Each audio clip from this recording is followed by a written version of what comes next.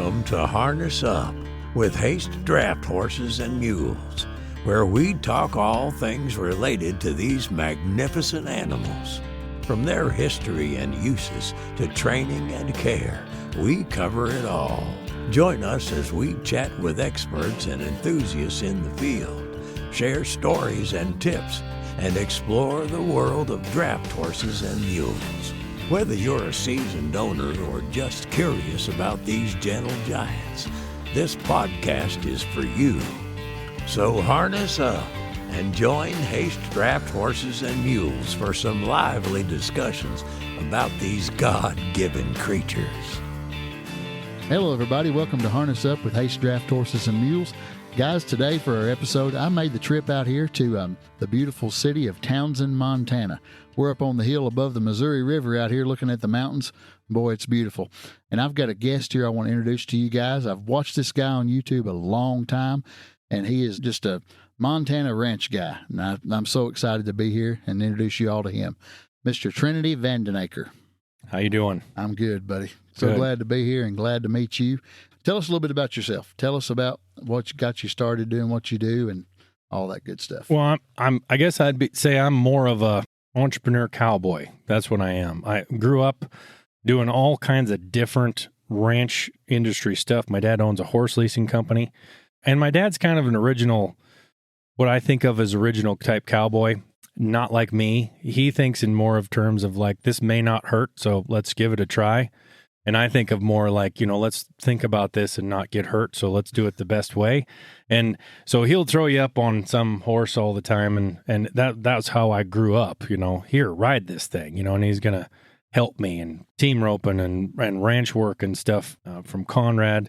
And then when he started getting back into agriculture, when he started the horse leasing company, he was trying to figure out a way to make money in agriculture, but be a part of something that actually had money in it. So that's why he did horse leasing, which is kind of affiliated more with tourism. Okay. So I managed that ever since I was about 19 for about 20 years and discovered how much money ranching and working your butt off dawn to dark actually makes. And so I worked on a lot of different things, trying to make money. I was always starting some little business on the side and started doing YouTube about 6 years ago, but just for giggles, just making family videos and everything. And then about 2 years ago, I decided to actually, hey, maybe I could actually do something with this YouTube stuff. So it works. I mean, a lot of people's doing things with YouTube now I never dreamed would ever happen. I mean, it's unreal. You mentioned Conrad, Montana. Mm-hmm. A good customer of mine, friend of mine, Kim Harris from Conrad. Do you know Kim? I don't. Makes Harris traps. Oh, he's yeah, from Conrad. I've heard of that. Yep. Yeah, that's where my family is originally from, Okay. which is up on what's called the High Line. It's up by Canada. I've been there. I sold a horse to a lady named Donna. Griffin Farm and Grains up on the High Line up there. Oh, yeah? We made the trip up there. Boy, that's a different world. It is. It's out in the middle of a lot less. Let's just say that. It's not not nothing, but it's a lot less than here or anywhere else around here. Shout out to Kim Harris, Conrad, Montana, and Miss Donna up on the High Line. I know you all probably be listening, so hello to you guys. So how long did you work for your dad in that? I worked for him since I was about 16, but I got married at 18, and my dad got a really bad horse accident that same year in September. I got married in April. He got in a horse accident in September. So I kind of had to take over most of that business for about 17 years till my dad was able to kind of step back in and do most of it. So now he manages it again.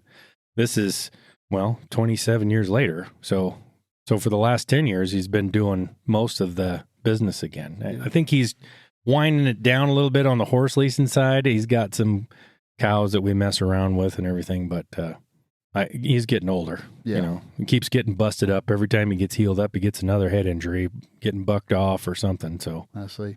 What's your favorite horse that you ride? You got your own horse now you ride? Or no, I stole my dad's. I see. So the one I was riding died, and my dad had just gotten another horse wreck, and he had a young horse. It's just a gorgeous horse. I don't know if you've seen him on any of my videos. I have. His name is Calabar. Yep. And so he was 3 years old sitting there in the pen. And I was like, well, Dad's going to take a year to heal up. I probably better help him out and ride this horse for him. So I've been riding him ever since. I've been a fan of your videos a long time. One of my favorite videos you ever done is when you was out looking for those wild horses.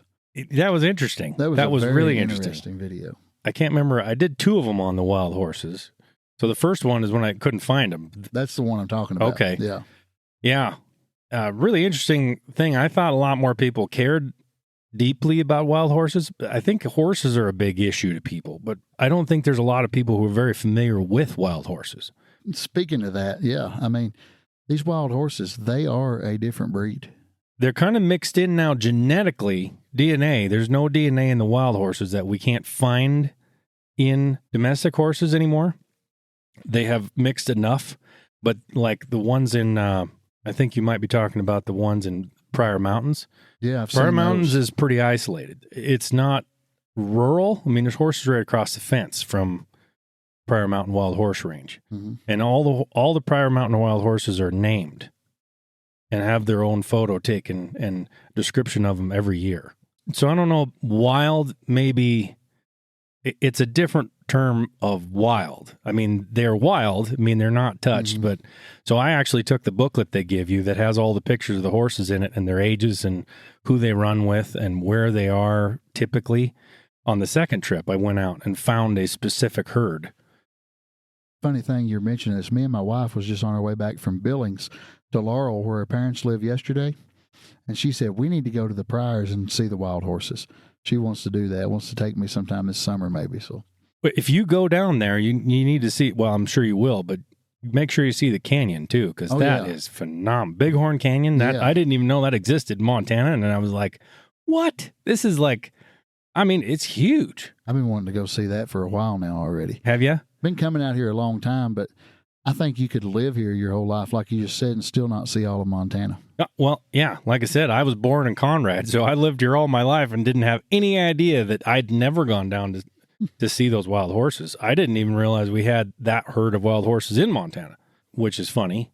It's a fairly well-known herd. Yeah. Now they have another herd that's starting up by Missoula, but it's kind of somebody's bucking horse stock got loose like 10 years ago, and they're starting to reproduce up there in the Lolo area. Those are probably some pretty chunky, big wild horses out of bucking horse stock. Yeah, and I bet you they're hard to break, too, if you ever catch any. Because, see, that's a different kind of deal because they're not really classified as anything yet, as far as I know. So if you can catch them, you can have them. Wow.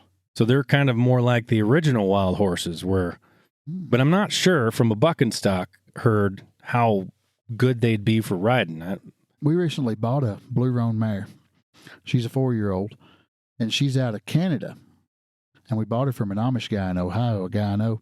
And we just bought her for my wife to keep as like her own personal mare, And that horse I think she's bucking stock. She's got a 142 branded all the way down her side. Could be. I used to ride a horse from Browning. We called him Get Her Done because he was not real big, but had tons of heart. Okay. He came out of a bucking string. And he could still buck. You had to watch him a little bit. But when he wasn't bucking, he was phenomenal. But this mare is like so calm and just gentle. Really? If anybody out there knows what the 142 is down the side of that horse, call me. I'd like to know what some of her history maybe. But right. That's what she's got all the way down her side, 142. Speaking of bucking horses, we had this gray horse. He was really pretty. He was like quarter draft, so big and leggy and, feather-footed. And he was a dapple gray. And we bought him when he was 4 years old because he was really gentle and you could ride him and everything at that point. It's with the horse leasing business, you have to buy stuff that, pretty much everybody can get along with. It can't be pretty fiery or nothing, right? They're going for dude horses, ain't they? Yes, really gentle. So he was gentle, but young, so we could send him out to the outfitters and things like that where he could go long distances. When he turned about 12 years old, phenomenal horse. Everybody loved him. All of a sudden, people were telling us for 2 years that he keeps bucking people off. And we're like, are you, Cody? Are you kidding me? No way. He ain't doing that. So we took him back home and we're like, we put somebody on him. And he could flat buck. He just decided one day at 12 years old that he was never going to be ridden again. And amazing bronc. We put him in a couple rodeos, and unbelievable amount of buck in that horse. Because when they get to that point, but he'd fool somebody because he'll walk up and nuzzle you, be your best buddy. I mean, he's always used to people, so he don't care about that. He's not like your typical bucking horse, where he's scared. One thing I've always wanted to go to in Montana is that Miles City Bucking Horse Sale. Yeah, I have never gone there. I've never either. I'm thought about maybe going this year, but I don't know. I'd love to go see it. One thing people don't maybe not realize sometimes, I'm over in the western half of Montana, and Miles City's on the other side of Montana. And even though it's in the same state, so you're like, well, you've never been there in Montana. Yeah, but it's 400 and something miles away. I mean, it's a long ways. It's unreal, the size of this place. Like at home back in Kentucky, we live in Liberty, Kentucky. I can be all the way to Paducah in 3 hours, the far western side, and all the way to Pikeville in 3 hours. But the roads at home are so small compared to here. Like narrow? Yeah, like they're not as wide. Right. And you got curves, up and down, gnarly hills. And it takes a lot longer to drive 150 mile at home than it does here. But Montana, when I first started coming out, it just blew my mind. Yeah. How far you can go and still be in the state. Yeah. I still can't grasp it sometimes. Mm-hmm. It's just, if you've never been to Montana, make the trip. It's worth every mile. It's beautiful here. And it's very different from one side of the state to the other. Because the western side of the state, have you ever been over on the Kalispell side and everything? Yep. Western side of the state's all, forest and I'd say pine tree rainforest kind of on that side. Or on the other side of the Continental Divide. And then you go out to eastern Montana and it's rolling prairie and sagebrush and, it's just so different. I've done a lot of videos where people say, what happened to all the trees? Did you cut down all the trees? I'm like, there wasn't ever any trees here. Well, used to, when I first started coming out here, I was like, how does somebody even live here? How do these cattle even eat? Like, yeah. At home, you can put one cow and calf on 1 acre from March to November, and you got grass. Out here, how many cow is it per acre in most places? We figure 40 acres per cow. That is an interesting concept because a lot of people will, they think they want to go ranching or start ranching. So they say, well, I want to go to Montana. But that's because they've been sold Montana. Montana it is beautiful, right? Mm-hmm. But it's got a very short growing season. You got lots of winter. So that's why you have that 40 acres per cow is the growing season. The grass is only green in June, May, most of June, and sometimes into August, and then it's brown. That's it. That's its only growing portion. So you got to have a lot of acres per cow, and you got to feed something in the wintertime. Usually got to have hay in the wintertime. So if you were starting ranching, I would say you're better off is like raising cattle to go somewhere that's a little easier to, as far as making money. Mm-hmm. Buying feed is the biggest cost in ranching. So if you're going to have 40 acres per cow, you got to have so many acres for 100 cows. Whereas down south or, other places that I know of, you only need 100 acres. Yeah. Up here, you got to have 2,000. So when you come up here, though, when it's green, like even in the far eastern part of Montana, when it's green and that sagebrush has a different color to it when the grass is green. Olive green. It's beautiful. Mm-hmm. Used to, I thought, man, this place is so desolate. But now, I go to those brown places and those sagebrush places like far Montana, Wyoming. I think it's beautiful. It's got its own beauty, and it's just crazy. Something like when you get used to something. I told my mother-in-law and father-in-law yesterday, I said, I've been coming out here so much now, I don't even feel like it's new anymore. It just kind of looks normal.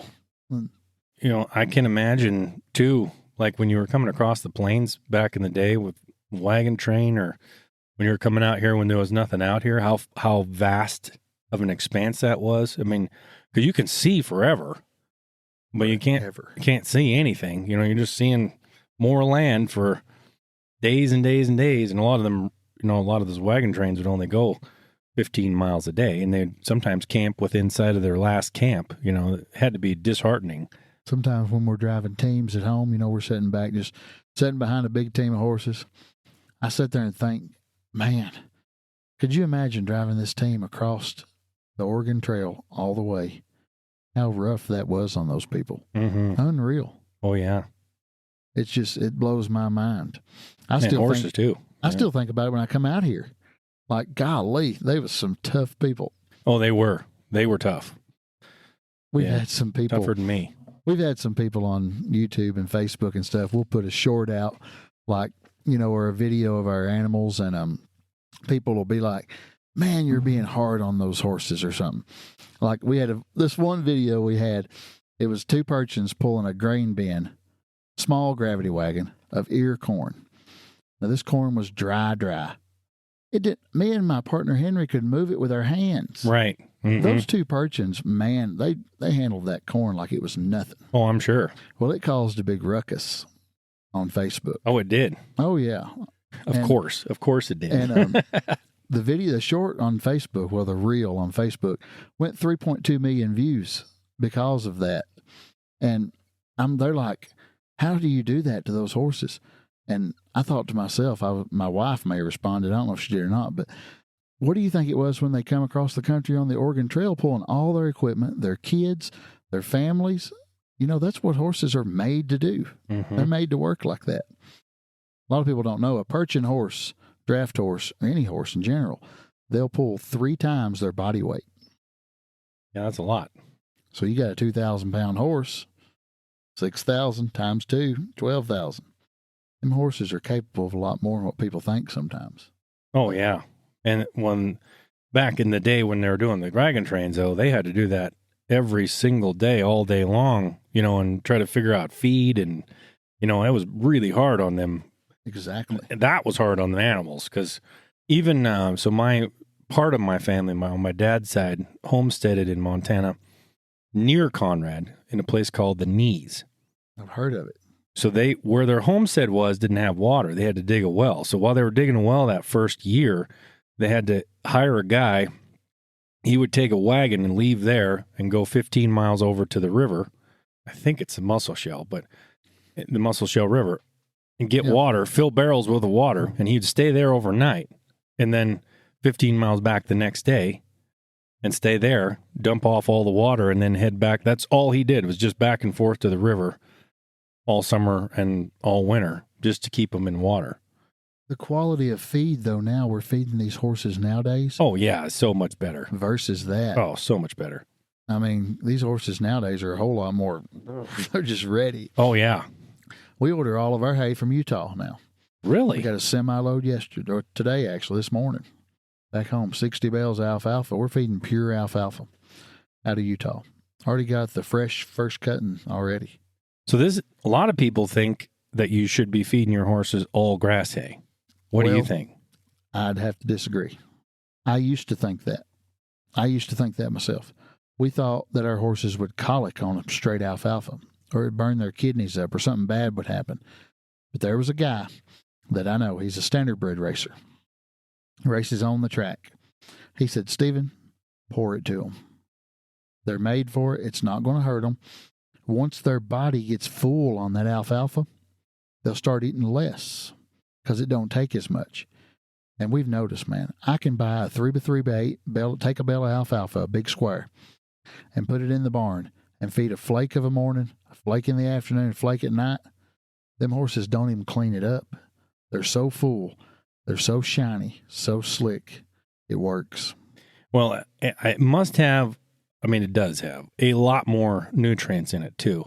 So for, as long as I can remember, we've always fed straight alfalfa, pretty much straight alfalfa to our horses.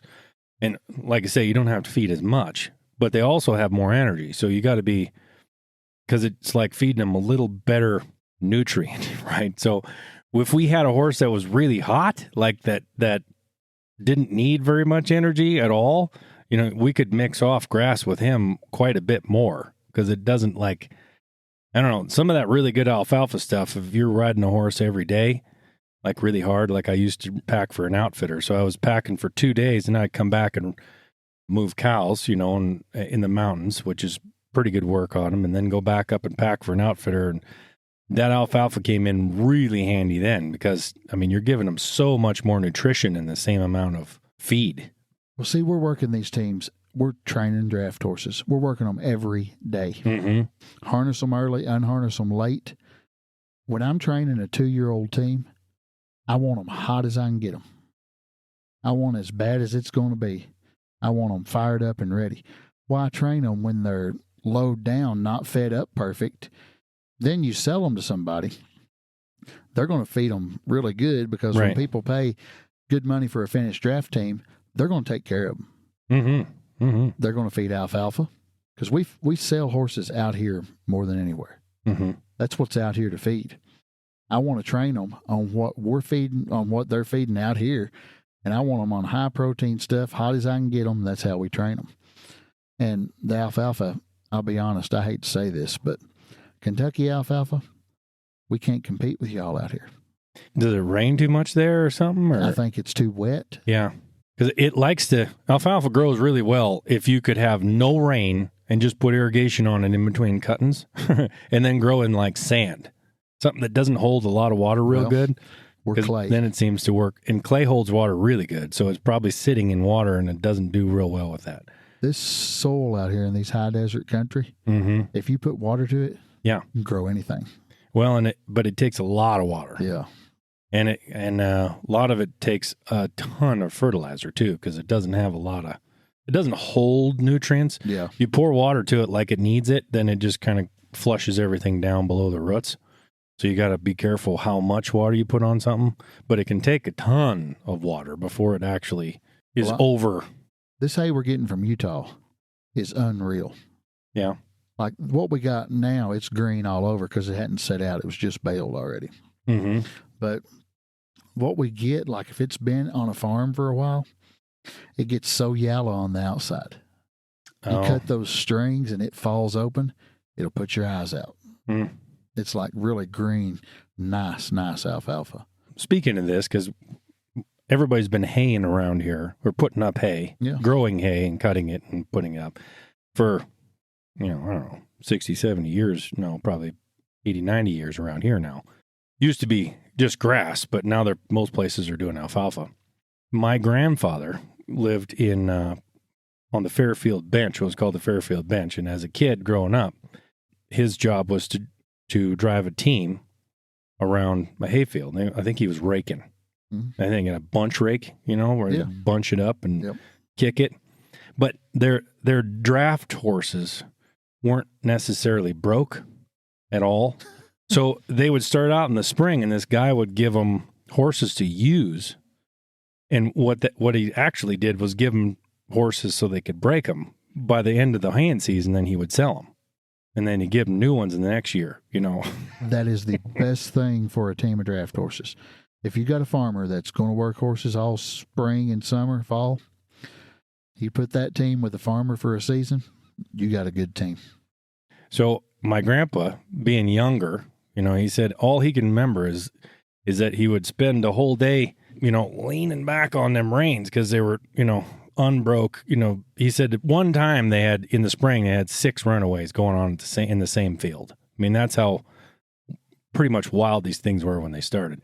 And he would wake up in the morning and he had pulled his covers up all the way to his neck every night because he was dreaming of pulling back on them reins all the time. Here lately, like recently, man, I don't know what the difference is in it, but the way it's went lately, so many ranchers are calling me from here in Montana teams. We want draft horse teams, and they're feeding with them. That's what they're doing. Yeah, they're feeding with teams. Mm-hmm. I've been to a couple places that do. Are they starting to do more of it now, you think, or? The draft horse industry in the last 5 years has changed and went through the roof higher than I ever dreamed or anticipated. Mm. And it's not only older people wanting to do it. Young people. These young people are getting into it. I sell to a guy over in Wyoming in a town called Thane, Wyoming. Heard of it, yeah. I think I drove through it. He feeds elk for the Forest Service. Okay. And I sold him teams up at Jackson Hole. Mm-hmm. He feeds elk all winter with the horses. Oh, okay. Pretty neat. Yeah. But we sell to a lot of that stuff out here. I mean, and a lot of sleigh ride companies out here too, big time. Take people for tourism on sleighs. Yeah. But yeah, the draft horses it's wild out here now. People want them like crazy, seems like. Well, it used to be, have you ever read Will James? No, I'm not. He's like a sketch artist from back in the 1890s through the 1920s or 30s. And he was a cowboy out here in the plains. And he rode all the way from Canada all the way down to Mexico. He said back then, the further you got north, which is kind of the same now, but we've mixed them up a little bit, the horses would just get bigger and bigger as you went north. And they were drafty, really drafty when you got up into Canada. Oh, yeah. Which meant that they were harder to ride. The bucking horses were harder to ride up there because they had so much power. Mm-hmm. So when he went back down to Mexico there's he said, I could ride anything down there because they would buck really hard, but they didn't have near the power that these ones up here in the north had. Oh, yeah. There's a lot of pulling, like horse pulling competitions out here now. Like a lot of people, like there's some boys from Idaho that call me a lot wanting horses to pull. Like they're in, really? They want to do competitions out here. They're doing that as well. So the draft horse industry is good, and we've been blessed. It's been horsepower, really good for us. Mm-hmm. So real horsepower. That's right, real horsepower. It is. Feeding with a team is pretty cool. It's a lot more work. If you're feeding like every single day, because you have to, go harness everything up and everything instead of just turning on a tractor, right? So somebody's got to be fairly dedicated, and they got to know a little bit about what they're doing. I mean, you know what I think some of it is, though? I think in today's time, the pace of life is so fast. Oh, it's so fast. Mm-hmm. And some people just want to slow down a little bit and get back to enjoying ranching instead of just turning that tractor on and getting it done and going and doing something, something else just quick. Mm-hmm. They want to slow down, enjoy their ranch, enjoy their cattle, and that's where the horses come in. I think it's a good idea because I think a lot of times ranchers spend so much time worrying about whether they're making a dollar or whether I do the same thing. I think we all do to a certain extent. We're like always trying to push that envelope of time instead of taking the time to enjoy what we're doing, and remembering why we're doing it in the first place, If I was a rancher out here, man, I'd be in a bad shape. I can't handle cold. Oh, we can't handle the cold. I hate snow and cold. Yeah, the cold is pretty. You'd have to be tough to really ranch with horses in this country. Yeah, and I don't end up riding a whole lot in the wintertime after hunting season, or about January, I guess.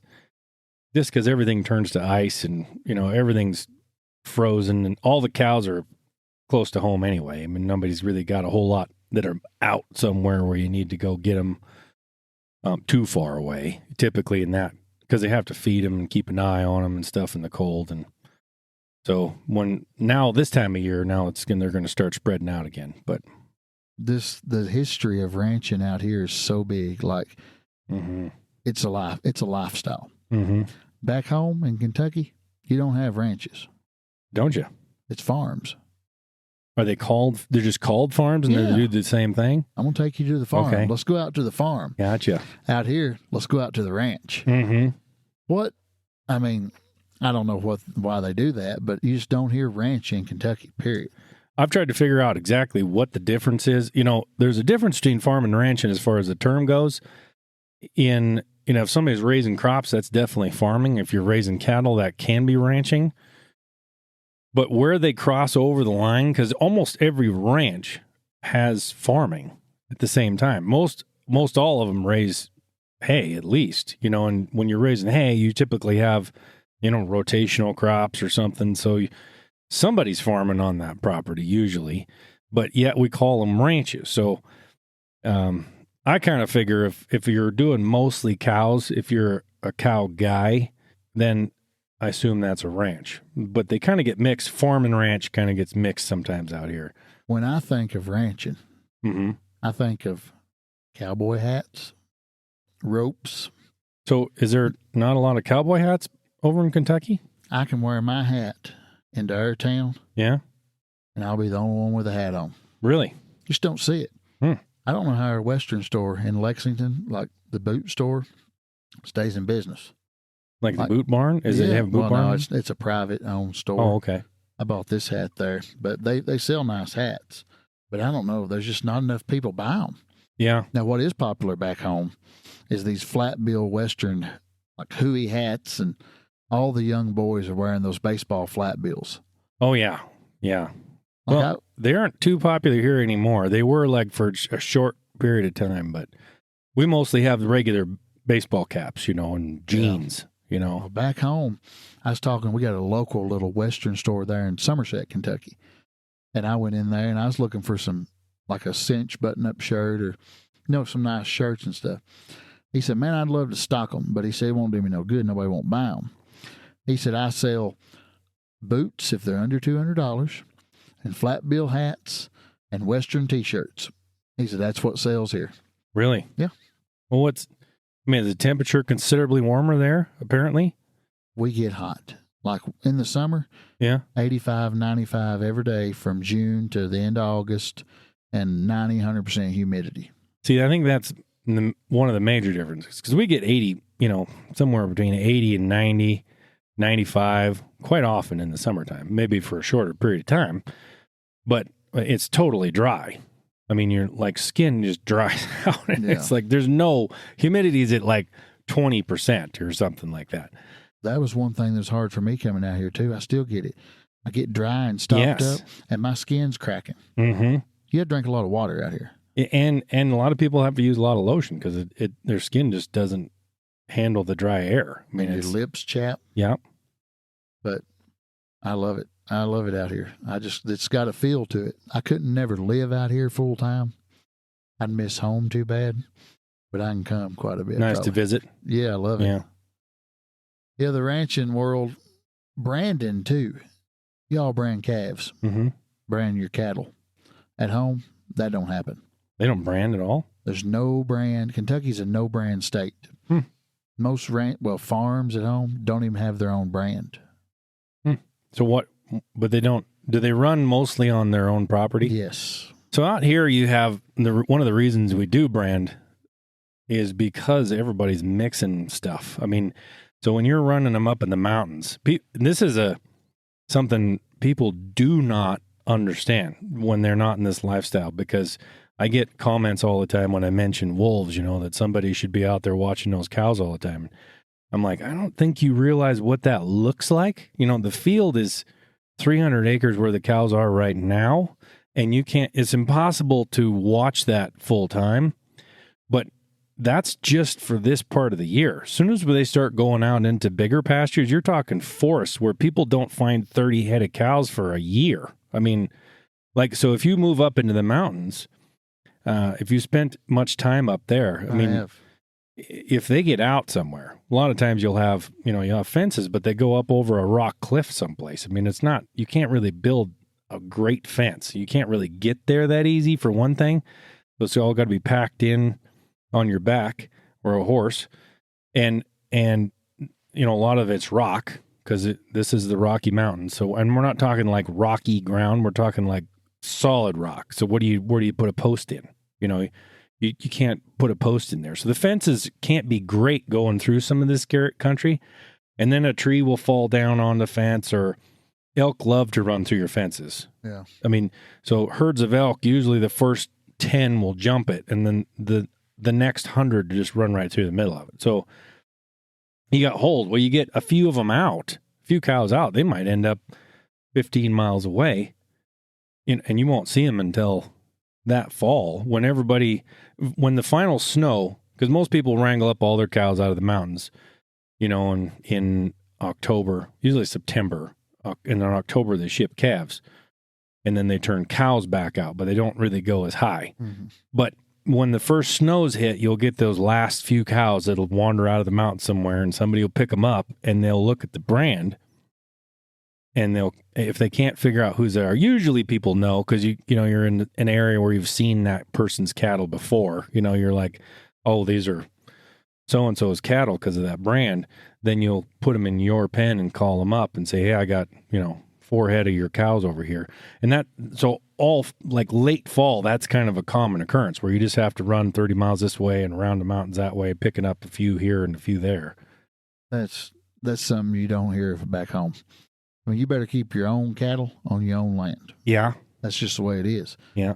But I guess the mountains here, they send cattle to the mountains in the summer. Mm-hmm. It's cooler up there. Mm-hmm. That meadow grass, it's beautiful. It's really good grass. It just doesn't grow very long. But so you get up there and it's beautiful. But it's like, we're talking, tens of thousands of acres of super rough, broken country, stuff that's like incredibly steep, covered with timber or rock slides, or there's no roads, and a lot of that stuff. So when you lose cows back there, it's not like you can locate them with even a drone. It's not like you can find them with anything. I mean, are people doing that? They're trying now. The problem with drones is the battery life. Yeah. So, and I have a drone pilot's license. And so to fly a drone, you have to keep it within your sight. Yeah. Well, I can't fly it 2 miles away then and look for cows. But even then, I've tried to use it for something like that. But a cow standing underneath the tree, you ain't ever going to see, or sitting in a willow spring, or heavy patch of timber. I mean, you're just looking down and you're seeing this little tiny screen. If you take the recording, you can find them from that, okay. But on a bigger screen. But when you're up there, zoom in on it. Yeah. I really love up on the Bighorns, them meadows up in there. I've been there and seen all those, and there's so many beautiful places up in the mountains. Mm-hmm. When I first started coming out, this is kind of a little funny thing. I looked at the mountains from long away, distance away. I never dreamed there was lakes up in them mountains. Oh yeah, you can't see them. Streams, and when you get to them, it's a different world. And they don't even look that big from a distance. I mean, if you don't picture it in your mind, if you haven't been there, it's like you look across the lake here and you see this big set of mountains. It's like, oh, I should be able to ride right up that. Then you get over there and it's like 15 miles to get to the top of the thing. I mean, it's vastly bigger than you think when you get up on things. We went over the Beartooths last June. Cook City, Red Lodge, mm-hmm. Chief Joseph Highway. Yep. That's my favorite trip. Did you see any grizzly bears over there? Or? No, but we've seen a white fox. Oh, yeah? Yeah. Yeah. Seen a bunch of mule deer, but no grizzlies. I've never seen a grizzly in person yet. Well, just go up to Shoto. You see them all the time. I've seen a lot of moose. Have you? Yeah, we sold a team of horses up at Anaconda to a guy mm-hmm. back couple summers ago. And we was at his house. And my wife and my partner's wife stayed in the truck while we went driving with this guy with his team. Oh. Well, we come back and they wasn't in the truck. They had walked down the driveway down to the little, like a branch. Mm-hmm. There was a moose, a bull moose all down in the water with his head out. And it was beautiful. I'll bet. We can see about 3 moose every day from our house here down on this river. But this year they aren't there. I don't know where they went, but wolves might have got them. I doubt it right here. Usually, yeah, there was wolves here about a year ago or a year and a half ago. See, ever since we started hunting them in Montana pretty heavy, we haven't actually dropped the population of wolves at all in Montana. Even with as heavy as we're hunting them, they're very, very difficult to control. So there's about 1,200 in Montana. They just become a little bit more reclusive. But people don't realize that when one pack of wolves will cover a 70-mile square, or sometimes up to 100 miles. So they'll be gone for 2 weeks, and then they'll show up again for a couple of days, and then they'll be gone again. So how do you hunt that? You can't, I mean... You know where Jardine is? Yeah. There's a guy over there. I can't remember his name. He raises bucking horses, and he's doing wolf hunts over there. Oh, yeah. Hell's Roaring you're talking about? Yes. Yeah. What the heck is his name? I can't remember his name either, but super nice guy. I've talked to him on the phone, and he's charging people to come hunt wolves, like doing a commercial wolf hunt. Well, down there they have enough wolves in that one area. There's way more wolves in a fairly small area. that he probably figures, because I know another outfitter's down, not right there, but he's over in a different area. And he kind of has figured out when the 2 packs that are in his area are in that area. So he'll do wolf hunts because he knows they're going to be here for 3 days somewhere in this 10-day period, and then they'll be gone for 2 weeks. So you have to hit them right then, or they're gone somewhere again. I mean, the wolves, I've never seen one, but back home we got coyotes like that. The coyotes are awful. Yeah. Like at our Lots house, of coyotes. we can be sitting in the living room just at night with the window open and just hear them all down through the holler. Yeah, we can hear too. Yeah. There's one thing interesting about coyotes. Don't ask me why, because when Lewis and Clark came west, there wasn't any coyotes east of the Mississippi. They didn't even know, so they wrote about them out here because they hadn't encountered coyotes. Then when we eliminated wolves, we did it by poisoning carcasses. So they would take carcasses and poison them and kill them by the 100, which is, I think, the only way you would ever get rid of wolves. They're just so hard to hunt or even manage at all. We're trying to drop the population of wolves in Montana because we have so many of them, and we can't even with all the hunting stuff that we're doing now, we can't even drop it at all. It's just staying steady. So it's not like people get upset because they see the numbers that we're killing. Look at the numbers of wolves. We're not even budging that needle. But we were able to eliminate wolves back in the 1930s and 40s, and I think that was about it, late 40s. And then the government started putting bounties on coyotes. It was trying to eliminate predators because it's way better for ranching, right? Civilization, especially sheep, because coyotes take a lot of sheep out. Oh, yeah.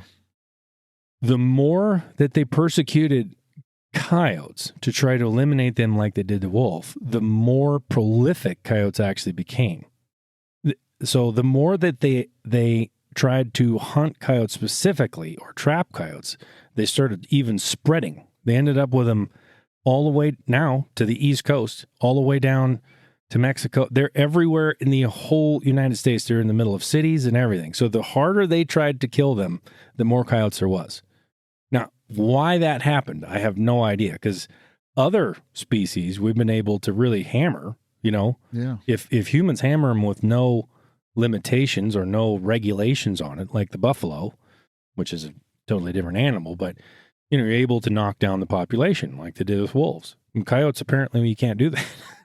Are the wolves taking the elk a lot here? The young elk and the young mule deer or not? Yeah. So the wolves are taking out a lot of game animals. And we're having a lot of problems right now in Montana with not only predators and not just wolves. I mean, we have right now, for some reason, it's become like the thing to do to protect all predators. So we're overrun in parts of the state with grizzly bears, but they're omnivorous. So they kill a lot of game animals, especially like babies, but they don't only eat meat. So they're out grazing in a grain field, you know, but the mountain lions, people don't like you hunting mountain lions. So we're having huge problems with mountain lions. And mountain lions also are really sneaky and reclusive, so you don't see them very much. So, you can say, oh, we got a lot of mountain lions, and nobody believes you. But at one time, a year ago, all at once, there was 9 of them that they were having problems with around the one town of Helena, which is the capital city of Montana. Around that one town, they had 9 problem mountain lions. So that's how many we have. That's just in one spot. And then now wolves have become this issue of you can't touch them. We are hunting them, but everybody's trying to put it on. Actually, the states and the Forest Service is getting sued right now by groups trying to put it back on the endangered species list because we're killing wolves, And I don't know what it is about predators that we can't kill them, but because I like game animals myself, love to see huge, massive herds of deer and elk. Mm-hmm. And we don't see that. Not only because of the predators are bad, and then now we have a couple diseases in Montana that are really kicking the mule deer's butt. I mean, the chronic wasting disease and blue tongue. Blue tongue usually doesn't hit the mule deer, but those two have I mean, wipe them suckers out. The mule deer are really having a tough time. We had some blue tongue problem in Kentucky before. I've heard Did you? people killing deer and saying it's got blue tongue. Don't eat it. See, I don't know. I know that chronic wasting disease too. Out here, usually when we get blue tongue, it's not during the hunting season, and it like wipes they all die like so fast that you like wipe out a whole population of game animals in an area, and it's usually the whitetails because they kind of congregate in river bottoms and stuff a little more. But whitetails bounce back really fast. Mule deer don't seem to ever really like recover. They're concerning to me. I'm a big fan of mule deer myself. Love mule deer hunting. Love to see them. Just you like such to eat it? Well, that's questionable because you try to hunt like the older, beautiful mule deer mountain bucks. They don't taste good at all. I know, but back home, our whitetail deer, it's the best thing you'll ever eat. Oh, you shoot one out here in the hayfield. Yeah. And you know, they're like eating grain-fed something. I mean, they're just beautiful. Your all's whitetail out here, though, they don't compare to ours back home. As far as... We got big deer. Oh, do you? Big whitetail deer. Really? Look like body size or? Yeah, body size and antler. Yeah, antler size out here, we're not quite as big. I mean, like a 150 class whitetail is really big. I mean, that's huge. So when I first started coming out here, I noticed that's a thing out here. Like you say, oh, that's a whitetail. That's a muley. Mm-hmm. At home, you don't hear that because they're all whitetails. Right, they're all whitetails. Yeah. And whitetails seem to bounce back from things really quick. I don't know why. I don't know if they like have 3 babies at a time all the time or what, but mule deer don't seem to do that. They don't bounce right back from something that happens to them. Back at my mother and father-in-law's, anytime you walk out of the house, you'll see 8 or 10 mule deer in the yard. Yeah, over in they Billings. Stay there. Yeah. So we have a few that come right by the house here in the morning. You know, they go down to the river to drink and come right back up.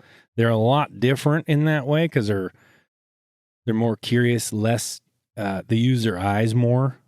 The whitetails are more, you can always tell, they're just more skittish. They're more reclusive. Yeah. They want to hide more. Where mule, they're not really concerned if they hide as long as they can see you, you know. They had one back last year, a little buck, coming to their door. They named him Buddy. Oh, yeah? They could reach out and touch him. Really? He stayed right in the yard, and it wouldn't leave. Yeah. Yeah, I mean, mule deer are just different. I always enjoyed hunting mule deer up in the high country of because mule deer they'll live on the big ones. They'll live on some remote rocky mountain that nobody ever goes to. Literally, if you find one of those deer, you can kind of tell because they're like, what the heck are you? I mean, they don't even know what you are. They're not familiar with humans at all. And that was really the cool part is like, can you find one of those remote deer? That was always the thing for me. Now, those areas are so crawling with grizzly bears now that you have to, even then, but now so much so, you really have to watch your back when you're hunting those areas. But have you had a grizzly encounter lately? No, I've seen grizzlies lately in the last couple of years, but my uncles do constantly. They live in Shoto, and my uncle was he had a deer stand on the back side of the fairgrounds, where they have the rodeos and stuff. So right on the other side of the fairgrounds, he had a deer stand that was overlooking a stream, and it was a huge meadow. Because that's the edge of town. Shoto's only size of town, so it was 1,800 people, something like that. And so he was walking through the corrals in the dark with his bow, no gun, because he's, on him right here, and ran right face to face with a grizzly bear, right in the dark. I like Townsend, though. I like this little town. It's neat. One thing I like about coming out in Montana and stuff, all the old grain elevators in the towns. Yeah. I like taking pictures of them. It's just something I like doing. They're really cool. I wish that's one of the things I've been really focusing on in my videos right now, which I'm doing some more series on, is that because most of the grain elevators you see aren't in use. Let's talk about your YouTube channel to my viewers because they may not know about it. Oh, okay.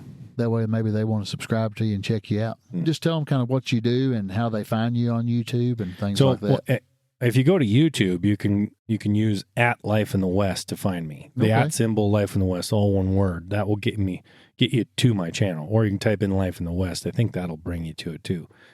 And a lot of stuff I do is in the summertime, a lot of my videos are moving cows or branding or, working bulls or something, riding in grizzly country. I got one where we actually saw a grizzly. We chased a grizzly out while we're moving cows. You don't see that too much because usually they can hear you coming for a mile, so they're kind of gone. But in that country, that's the same country I was talking about. There's so many of them. And then now especially in the wintertime, I do a lot of interviews, and I really am focused on the fact that ranchers, especially in the West, have a very difficult time because they have one outlet for their beef, and that outlet is starting to get so centralized that they don't have any control over what price they get, and it's driving them out of business. It's forcing them out of business. But we've lost 107,000 ranchers in the last 5 years, and people want to ranch, or at least people think they want to ranch until they actually do it. Mm-hmm. But it's something where the profit margins are so slim anymore and so stressful because you're not in control of your own destiny. The weather can get you so I've been kind of going down that road. Like, why is the beef expensive in the store and yet the rancher's going out of business? There's record prices in the store. And it really comes down to the companies that are in between. The retailer and the packers actually control the market, and they dictate. Now they've pushed the price up so far for the retailer, for the person who's actually buying groceries in the grocery store. That price is as high as they can make it, and people still buy their goods. So the only way they can really make money now is to push the rancher's price down. So they use a lot of tools and get very creative to make the price they pay to the rancher less and less. And that is really pushing the rancher, especially since everything he uses is now way more expensive. But just in the last 2 years, fuel and fertilizer is massive. It's like doubled. And we see the same thing in the grain industry. Farmers are going out of business like crazy. Same thing as the beef industry. So these are issues that really affect everyone who buys groceries, but they don't really realize that putting a rancher out of business affects them. Well, back home in 2017, I remember right on the road my mom and dad live on in Casey County, 3 dairy farmers went out of business in the same week. Mm-hmm. My dad told me he milked my whole life. That's what I grew up on, was a dairy farm. Milk was costing him about $18 a hundred. Milk is sold by 100, which is 100 pounds. 100 pounds, yeah. Yeah, weight. Mm-hmm. It's costing him $1,800 to make it, and they was paying him $1,300 for it. Right. He said, "I ain't got no choice. I got to stop." Right. They sold out, so they started just raising beef cattle. But right now, back home, the beef cattle people are thriving. Well, you mean in the last year or two? Yeah, in the last... Because the price went up. The real last 6 months. Yep. So the price went up pretty nicely. So they're trying to recover. They're using that. Now, out in the West, we're at half capacity now because we've had so much drought that everybody's sold a lot of their herds, or at least half of their herd, to try to compensate for that. So they don't have any cattle left, so they're building back. So they're not able to sell while this price is high. But that price will not stay up because it stays up because the demand is there, right? But then this year they're going to get hit with something extra, which is the interest rates. So the ranchers that I know out here, every year they take out a massive loan, what they call an operating loan, mm-hmm. to run on.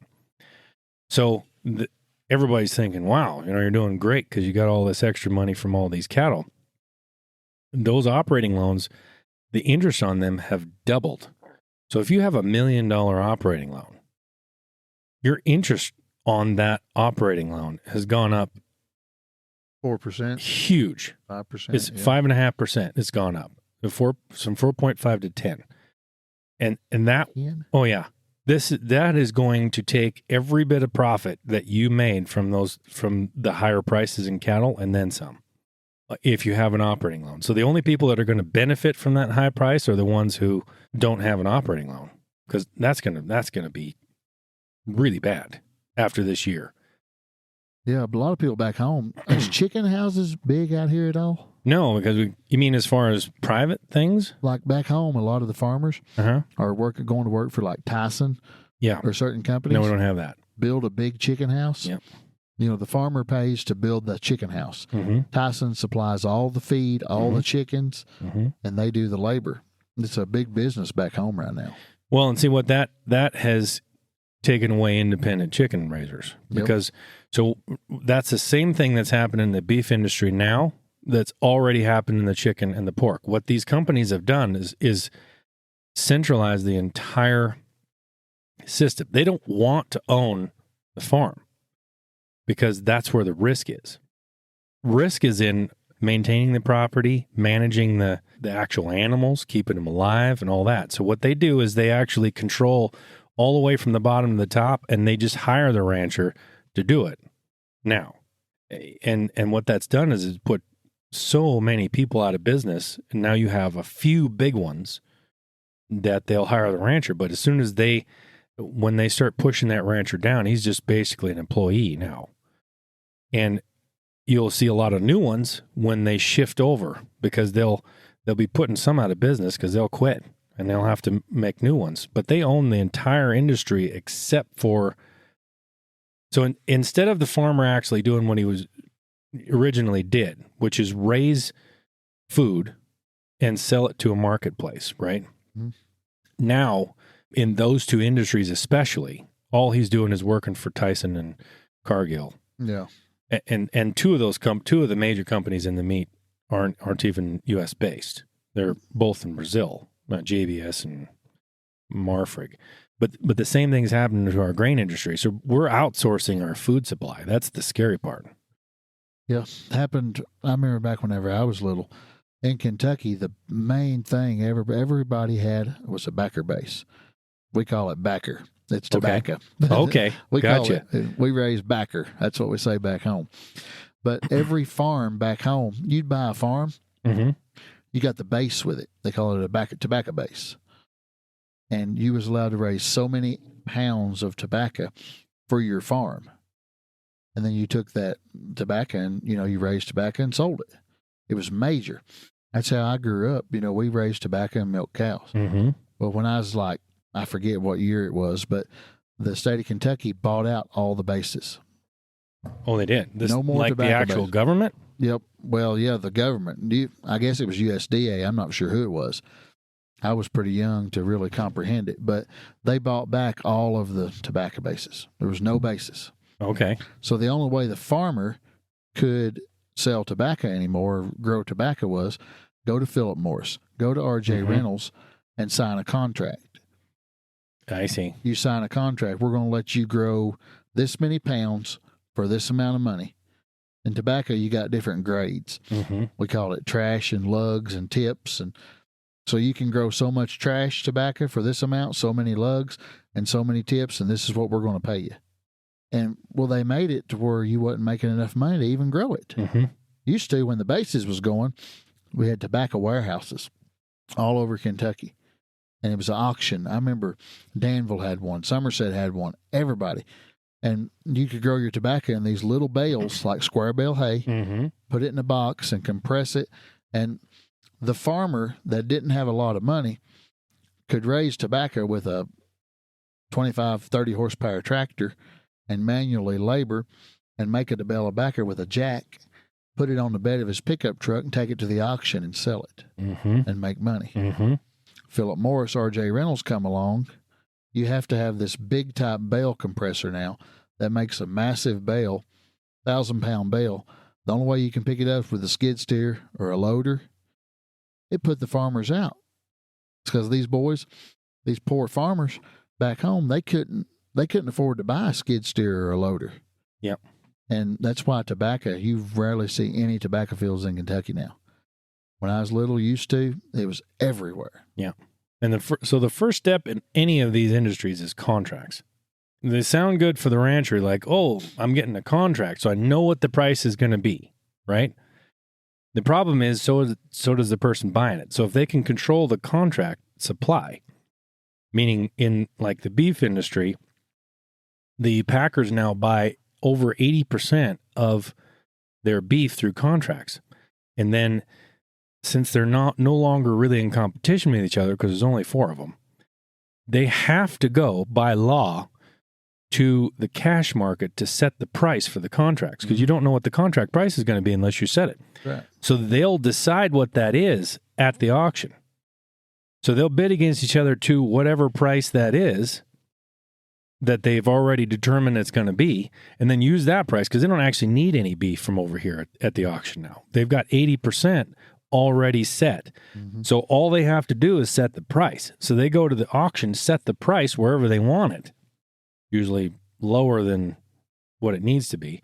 Then they'll come back to the ranchers and say, here's what the price is at the auction, so here's what we'll give you. I remember used to these little feed stores back home. If you'd grow corn for the feed store, they'd give the farmer the seed. Wow. And like write it down. Hey, this farmer got this many bags of this corn seed. When he brings his corn back to us to sell it to us, we'll take that money off. They helped each other. Yep. Those days are gone.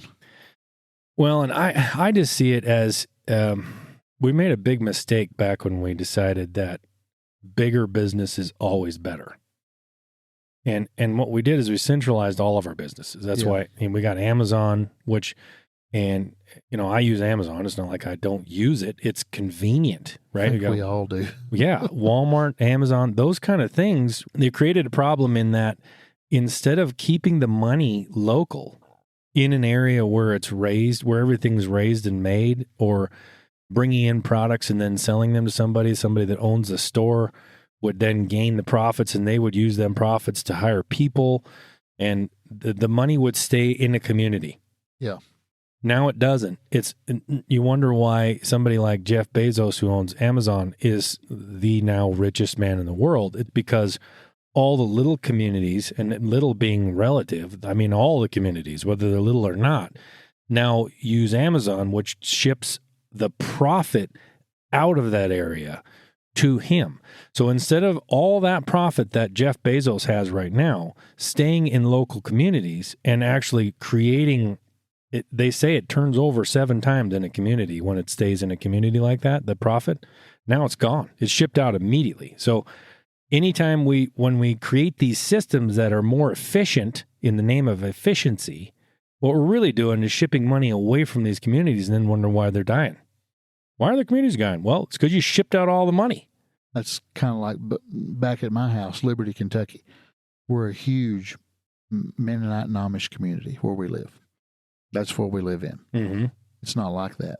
It's kind of cool for people like from out here to come to our house and see our place, because all the business is done in the community. Stays there. We've got our own grocery, got salvage food stores, produce stores, feed mill, clothes store, and all these Amish and Mennonites all shop at all these local places. It's really cool to see how that's still there. We still got, actually, in our community, a couple miles from our barn, we've still got an old mom and pop grocery store.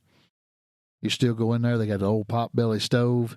They'll still cut you a piece of bologna off with a knife and make you a sandwich. And that's awesome. Kind of like stepping back in time a little bit. But if you ever want to come to Liberty, Kentucky, you got an invitation. So. That's all right. No, and that's the great part about that is when, let's say something happens in the world like COVID, or let's say a disaster happens in Ukraine, or Russia, let's say, decides to be weird about something, and you put the stop on all imports and exports from these certain countries. If you have a system like you just described, where the stuff that's grown locally goes through the local system and the money goes back into that community and then spreads out, you wouldn't even notice that something happened in Ukraine. As far as your supply chains, they would all be intact. But because they flow through very narrow channels, everything has to go through 4 companies now. Anything happens in those supply chains, and you notice it on the shelves of your grocery store. You notice it on the shelves of Walmart, because everything has to be, even though you might think it's more efficient, it disrupts very easily. Like when COVID hit, not to bring up COVID because I know we all hate it, but we all want to forget that. Everybody's got their own opinion of COVID. Your opinion is fine, but when COVID hit at home, if I hadn't had the news, I never knew it hit. Right, because of that. Our local stores, Mennonites and Amish, they never shut down. They never quit going to church. They all congregated the same. And just speaking true hard facts, we didn't lose any Amish or Mennonites during COVID. Mm-hmm. None. No mask, no nothing. And you know the people that flocked in there from Lexington, Cincinnati, Knoxville, Nashville. Our little community was booming during COVID. We had the same thing here. People flocked out here because they wanted freedom, you know. Well, all these people, the shelves was bare in these stores. That's what I hear. I hear in a lot of places that it was a lot of trouble getting food to your area. And so the system, like you're talking about, you know, in a system where the stuff that you grow there goes to local, you wouldn't ever see that because it's still got to go somewhere, so it's still there. You know, was coming and buying food at our local stores like crazy. I'll bet. But you know, like the difference in back home and here. Another thing, we kind of been talking about that on and off through this whole conversation. But here in this area, there's not a lot of people. No, there isn't. It's very rural. You don't have to have as much. Back home, it's just house after house after house. There's so many more people live back east. Mm-hmm. So you got to have more stuff, you know. So yeah, the amount of people here it feels populated sometimes because everybody's jammed into valleys. Because you have mountains on both sides, you end up with a lot of people traveling certain corridors that are there's no real way to get around it. Now you get off the corridor and there's nobody. Yeah. But the corridors are there, you know, to travel through Montana. So you find like between Helena and Bozeman, you know, there's a lot of people. But you get off 10 miles or 20 miles off of that route and you're in the middle of nothing, you know. Every time when I come out here, I can like FaceTime my sister or my mom or, you know, a friend of mine back home that's never been here. Mm-hmm. They say, "Where you at?" And I'll say, "Montana." They'll say, "Well, there ain't nothing there." Nope. Don't look like nothing's there. No, that's right. Which is a little hard to fly in and out of sometimes because we're at the end of every route. But, you know, we don't have any main hubs anywhere. Billings is the main hub in Montana, and it's the biggest city. Yeah. And Bozeman now is becoming, because it's grown so much, there's a lot of flights in and out of Bozeman. But they only go one way.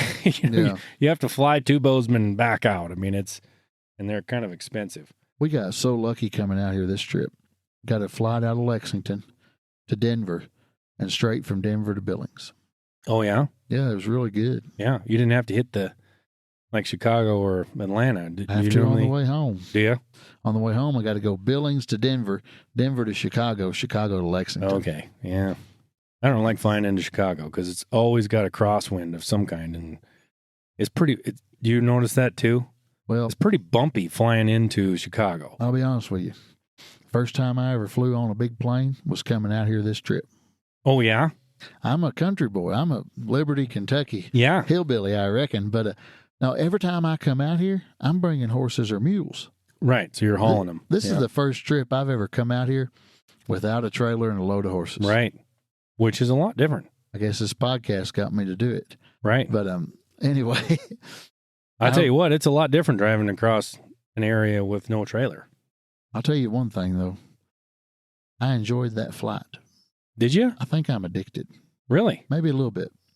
Man, so I didn't mind flying at all until I was flying into Atlanta and flew through a lightning storm and everything was shaking all over the place. And people were screaming and hanging onto the back of the chairs. And they almost landed. So almost landed being we were 50 feet off the runway and disappeared into a cloud of fog. And they hit the gas and took back off again because they couldn't see the runway anymore. And they had to land in Augusta, Georgia or something. After that trip, I just don't enjoy flying anymore. I'm glad my first trip wasn't like that. I got a little scared this time in Denver, though, because I had never landed in a big plane before. Oh. Mm-hmm. I didn't know what to expect. Yeah. Well, he kept circling around. Yep. And I noticed we was passing the same stuff over and over. I thought, what in the crap are we doing? But I'll be honest, that takeoff and that landing, that's an adrenaline rush. Yeah. Yep. It is. I was all worried. Everybody back home was saying, your ears are going to be popping. You better take some chewing gum and take you some pills for getting sick. And I didn't pop once. Didn't you? I had a blast. Yeah, good. I liked it. So just don't, it'll get less enjoyable if you get next to somebody who's really, really terrified because there's a couple people that I've sat next to coming into Bozeman or Helena, I guess. When you come into Helena, you got to go right over this mountain range, and it gets pretty bumpy every time. It's not as bad as Chicago to me, but it gets pretty bumpy, and some people really start freaking out about that. It was pretty bumpy coming over the Bighorns from Denver to Montana, but we was on one of them big jets, I forget the number, but it had like 3 rows of seats. Yeah. And that sucker, I was sitting there looking at the screen on the back of the seat, 545 mile an hour. I thought, well, it ain't going to take but an hour to get there. Yeah, most of it's taking off and landing. We got from Denver to Billings in an hour and 7 minutes. Yeah, it's pretty fast. And I've drove that trip, Denver to Billings, many times. You know how long it takes to drive that? Like probably 8, 9, 10 hours with horses and kids. Oh, yeah. I looked at my wife and I said, I don't want to drive that again. Right, no kidding. That was a quick trip. So. All right. Well, buddy, I sure appreciate you letting me come out here and meeting with you and talking to you. I've learned a lot more about you by this podcast too. So, well, hopefully so. You never know about podcasts, you know, what you're going to talk about. So we covered a lot of different subjects, and hopefully it's a little bit helpful to somebody. It's good. That's one of my goals on this podcast. I just want to bring people together of all different walks of life in the equine ranching industry. And you're definitely one I wanted to get on here. So, all right. Well, let's appreciate you coming out. About your YouTube. Make sure they know that. And they can find me on Facebook, Instagram, TikTok, and YouTube. Oh, wow. With Life in the West, or searching my name, Trinity Vandenacre. Awesome. And also you can find us on all that as well, Haste Draft Horses and Mules. So y'all know that. So we sure appreciate you. And until the next one, God bless each and every one of you, and thank you, and we'll see you soon. As another captivating episode of Harness Up with Haste Draft Horses and Mules draws to a close, we extend our sincere gratitude to our listeners for joining us on this enlightening journey. We hope today's discussions have deepened your appreciation and understanding of these magnificent creatures. Remember, the adventure continues beyond this podcast. Stay connected with us on social media and share your stories. For more information and to explore further, visit drafthorsesandsmulesforsale.com. Thank you for being part of our community. Until next time, keep harnessing your curiosity and passion for these God-given creatures. Farewell for now.